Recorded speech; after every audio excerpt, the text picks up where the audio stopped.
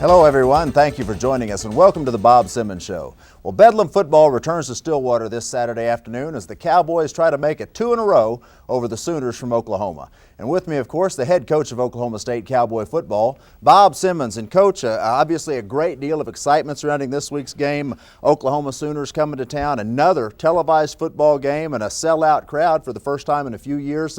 What's the emotional state of the team like this week? I tell you, Paul, it's good. We sort of stubbed our toe last week, but this is OU week. Our kids realize that. Our practice have been upbeat. Our spirits are high. We look forward to really playing in front of a packed house this week. Well, I know the fans are looking forward to it as well. And, it seems the mentality's changed. For a few years during the 80s, it seemed like there was a monkey on Oklahoma State's back, but a tie ball game in 92 where Oklahoma had to kick a last-second field goal to save a tie. And then, of course, last year's big shutout in Norman. Have you sensed a mentality change among the players as well? Well, I think there's one thing about our players. They realize if they go and play the way they're capable of playing, they're capable of winning. We did that last year. We went up. We played a solid football game. We came away with a win. And that gives these players a lot of confidence that if they go out and execute, that they can win ball games. Coach, looking back at last week's game briefly, a change in the defensive front, went to a 4-man line. Has that been long in the works, and what have you thought about that? How did it look? Well, first of all, we've been a multiple defense, and therefore we've played a 4-man front before. We just went to it totally last week. I think the kids like it, and that's a big part of it. They went out and played with a lot of enthusiasm and flew around, and actually played one of their better defensive ball games of the year. Well, Coach, thank you very much. We'll be back to take a look at the Texas A&M highlights after this timeout. Welcome back to the Bob Simmons Show. Well, it was an exciting Big 12 matchup in Stillwater last Saturday as the Texas A&M Aggies came to town. And, Coach, a team that's traditionally a nationally ranked powerhouse, and we had a good crowd, over 42,000 on hand, and the players glad to be home and certainly came out ready to play. Well, they did. Paul, I thought the crowd was excellent. It really set the tempo here for our offense. The thing that I like about here, what you see is Andre has really taken over for R.W. McQuarters, has done a great job on the kickoff returns. Well, right here, after a 7-0 lead, Andre sets the stage for the offense, a 45-yard kickoff return, Coach, and here we see David Thompson going to work, a sweeper on the left side for 6 yards. Well, I tell you, that's one of the rare runs that he had that particular ball game. We went up against a tough defensive front, and I think the thing that we did well early in the ball game is really throw the football because they were somewhat dominant up front and didn't give us a lot of pass pressure to allow us to really go to our passing game. I think Tony was sharp pretty early throwing here to Terrence Richardson. And then when we moved the ball, it was pretty much by the air. And Tony, as these last couple of weeks, been doing a great job throwing the ball. I think Tony's surprising some people with his arm strength. I've been impressed with how well he's been able to get the ball to the out routes, and of course Alonzo up the middle. But here we see the defense really with the 4-3 look. They really played a good football game, start to finish. Well, I tell you, our young defensive linemen that mentally like the front, they attacked, they came off the ball, did a nice job of pressuring. Here you see Lewis Adams flying around. This is the second screen that they tried to throw. Our kids are playing with a lot of enthusiasm, and that's the big part of it. Playing with a lot of spirit and a lot of enthusiasm. We saw Jeff Jones there blitzing that last time. Is blitzing a big part of our defensive package now? Well, what we want to do is really to try to apply a lot more pressure than we have in the past, and I think that in talking with our defensive coaches, we'll probably take a little bit more chance in terms of really trying to get the ball back. Here's our freshman fullback here. This is one of the many runs that he's had. That's the first time he turned the ball over. That's Kevin Brown. And we come back here and run a nice screen set up to David. He does a nice job of getting down the sideline. And the thing that we're doing now is really we're answering the call. They went up 7-0. We're still hold our poise. Our play execution is pretty good at this point. Well, even though he had a tough day running the football with the defensive front, they're still effective getting the ball to him out of the backfield on the pass, and did have a good catch in the football. And here we see Alonzo Mays making a tough catch over the middle for 10 yards. Yeah, that's one of the things that we've been able to do this year, be balanced in our run and our pass game. And our passing game this year has really helped us. You see, we go back to the David with an outside run play. He does a good job getting it down to to the 3-yard line. And this is a real nice call from our offensive coordinator to spread them out and then run a draw play. And that's our first touchdown. David, when he hits it, he really hits it fast. And a good lead block also by the big kid Akins up the middle. And here we see the 4-yard draw play finishing off the OSU's first scoring drive, a 10-play, 52-yard drive that tied it up at 7. And now we see the defense back out on the field, and once again, good defense. The defense came out, and even our defensive backs really did a nice job of breaking on the ball. The defensive front, just Jay Ghostfield. Jay had a real nice ball game. This was a good offense too. They had a good offensive line, but our kids play with a lot of emotion in this ball game. Well, Jay seems to be a very emotional player. Not the biggest defensive lineman, only about 265, but he sure makes his presence felt. And here we see Courtney Garner making a nice deflection on the 3rd down play. Yeah, one of the things that we ask our players, our defensive ball players, especially in secondary, is to be around the ball, and that's one of the things we did. And this is one of the few punts that they did have, and give us pretty good field position.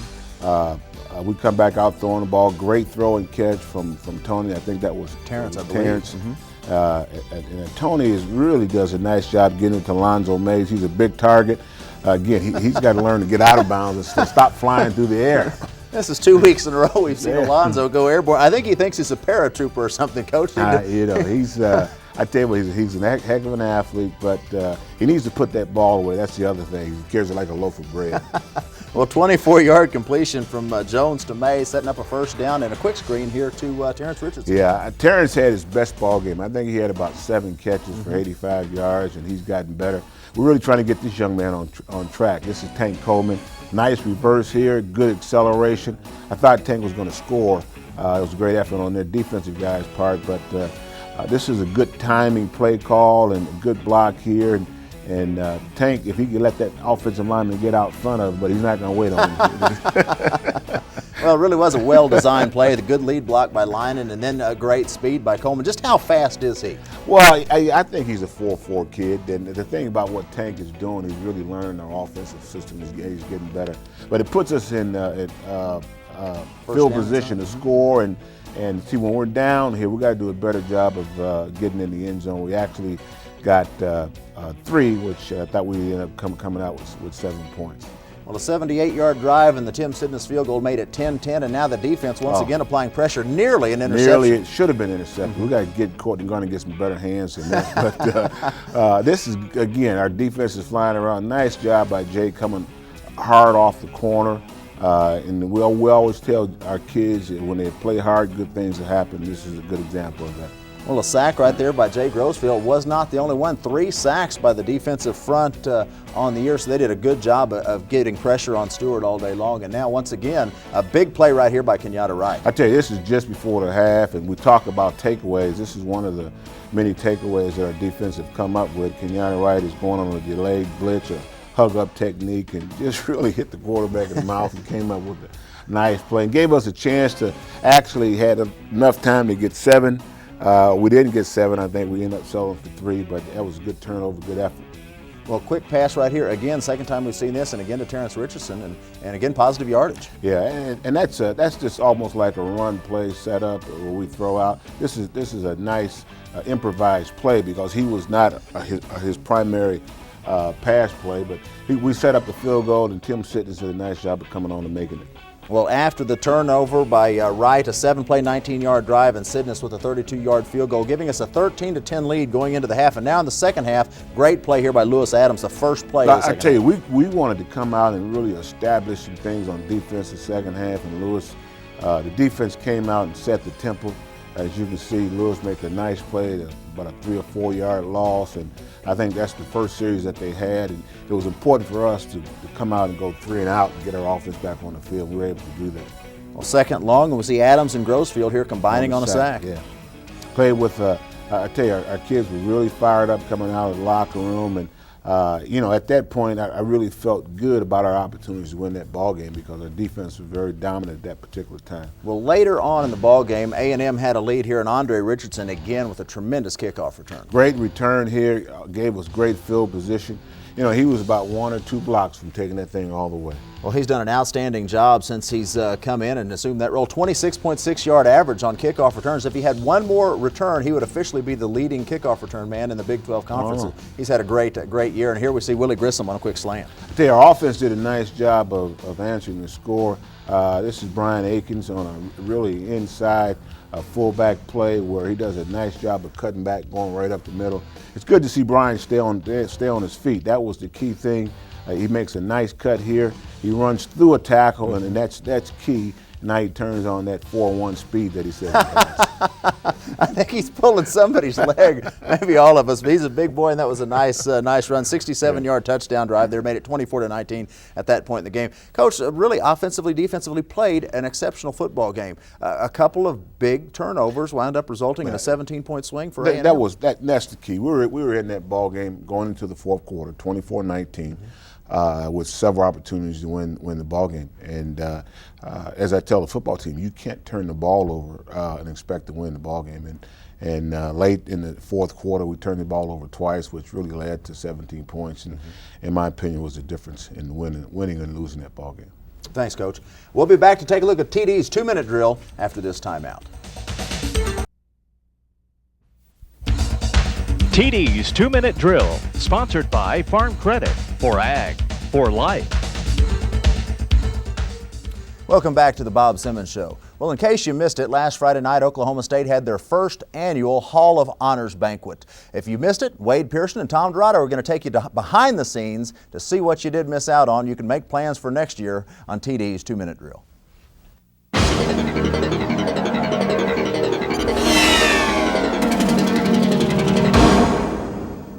I think it's just a spectacular evening. We have at Oklahoma State a theme, bringing dreams to life, and surely that's what's happening here this evening. The great thing about having a Hall of Honor, particularly for Oklahoma State University, is that we can fill it.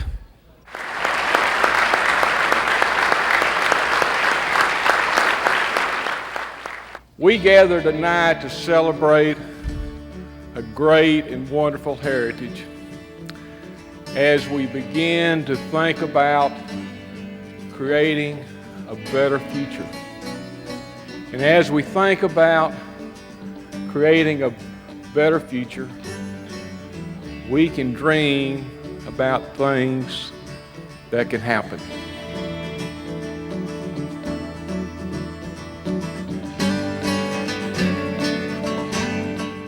On behalf of the Oak Club, I'd like to thank everyone here tonight and the Iba Fenimore Society for making our dreams come true. Thank you. I promised my 2 daughters that are here that I wouldn't say anything, so I have not. I'm accepting this plaque for my dad.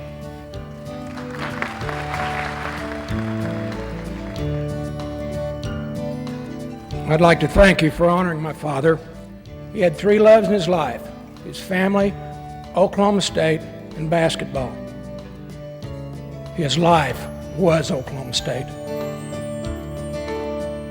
It's a great honor for me to humbly accept this award for my dad, Allie. This university has been a major part of Dad's life. This honor coincides with the New York Yankees' recent championship. I am flattered, yet humbled, that the committee saw fit to include me this year. At the same time, I am well aware that in the sport of football, it is a team effort that is mainly responsible for the accomplishments of any one individual.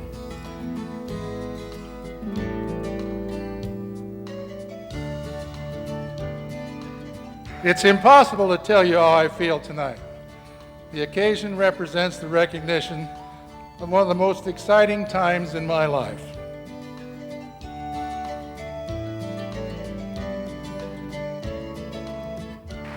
Accepting from Mr. Harris is his wife. On behalf of the Harris family, I want to thank you. Labron would have been very proud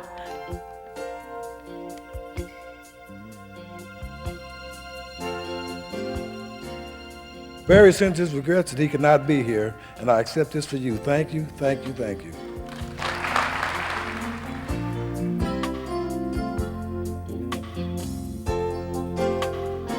I'm one of many wrestlers. They're just a product of Oklahoma State wrestling. The inspiration that the tradition gives you as an athlete, the inspiration now for me as a coach to continue that, is something that I will always be fortunate to be a part of.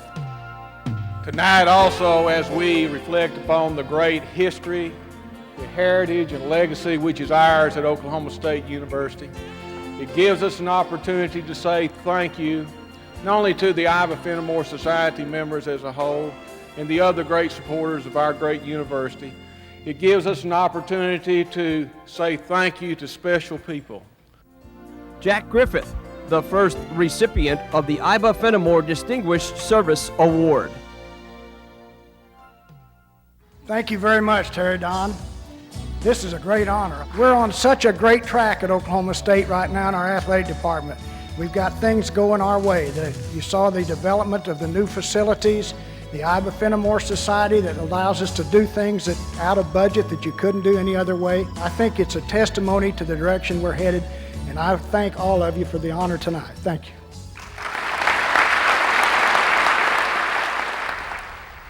You know, Paul, dreams can come true. This Hall of Honor banquet was something special, and it just shows you the tradition that we have here at Oklahoma State. Great university, university I'm very proud to be a part of. And Coach, we're Big 12 season 1996 is winding down, and let's take a look at this week's action. Of course, the big game, Oklahoma versus Oklahoma State. Bedlam. Hey, 11:30, be there. Yeah, better set your alarms early, folks, and get an early start in Stillwater. It's a sellout. There'll be lots of, you'll be hunting for a place to park. And also Iowa State on the road to Colorado. Yeah, that's going to be a tough ball game for them going to Boulder to play. K-State at Kansas, that's like Bedlam here, because I think K-State and Kansas got a good rivalry going against each other. And then Missouri certainly has their hands full traveling up to Lincoln. And Texas A&M on the road, interstate rivalry there, A&M and Baylor, and Texas A&M with a win under their belt now, maybe a little momentum going. Texas A&M, or Texas Tech, that's going to be a good ball game. That's going to be an excellent ball game. And Texas Tech has really surprised me how well they've come on this year. Well, folks, we'll be right back to take a look at Oklahoma State after this timeout. Welcome back to the Bob Simmons Show. Of course, this week, Coach, Bedlam football, Oklahoma State trying to make it 2 in a row for the first time since 1966, and obviously a lot of bitter OU fans still soured on last year's shutout. Haven't had a chance to watch some of the game films and last week's game against Nebraska. What kind of scouting report can you give us on Oklahoma? Well, I tell you what, other than last week's game against Nebraska, OU has probably played some pretty good football. Their offense, I think, has been very productive. Justin Fuentes and Damon Parker probably been the 2 stars on that offense that have stepped up. Eric Moore is really starting to show up. James Allen, as you see here, is really having a great senior year for him. And so I think Winder has really did a nice job. I think the strength of that OU ball club is their defense. Broderick Simpson and Tyrell Peters, their defensive front, Kelly Gregg, they're always around the football. They fly around, and they've had some success this season. They're a young ball club. They've made a lot of mistakes, but they've been able to play above mistakes, except for the disaster that they faced against Nebraska. Mm-hmm. Well, you talk about the strength of the team being their defensive front 7. I know a big question you hear talked about is will Oklahoma State be able to run the ball against them? After taking a look at them on film, can we line up, do you think, in a established running game? I think part of our strength is running the football, and I think we got to be smart. I think we are going to run the ball, but we're also going to be balanced in our game plan. And so what we try to do is just really keep them off balance. Offensively, I think we got to come out and really establish our offensive game plan, be it running or be it throwing the ball. Defensively is really where we got to be smart, because they got explosive backs that if you give them an inch, they can take a mile. Well, Damon Parker's, I know one of the gentlemen you're talking about. Right. Very electrifying. Have you been working a little extra with the linebackers, putting number 33 on the tackling dummy this week? I tell you what, he's an excellent back because he is your Barry Sanders type. He cut on a dime. He's a guy that's really having a good season for him. And again, you have to give James Allen a lot of credit because he's come back and really established himself as a starter in that backfield. Coach, thanks so much. And ladies and gentlemen, it's Bedlam football, and we're looking forward to it. Thank you so much for being a part of our program this week, and we'll see you next time on The Bob Simmons Show.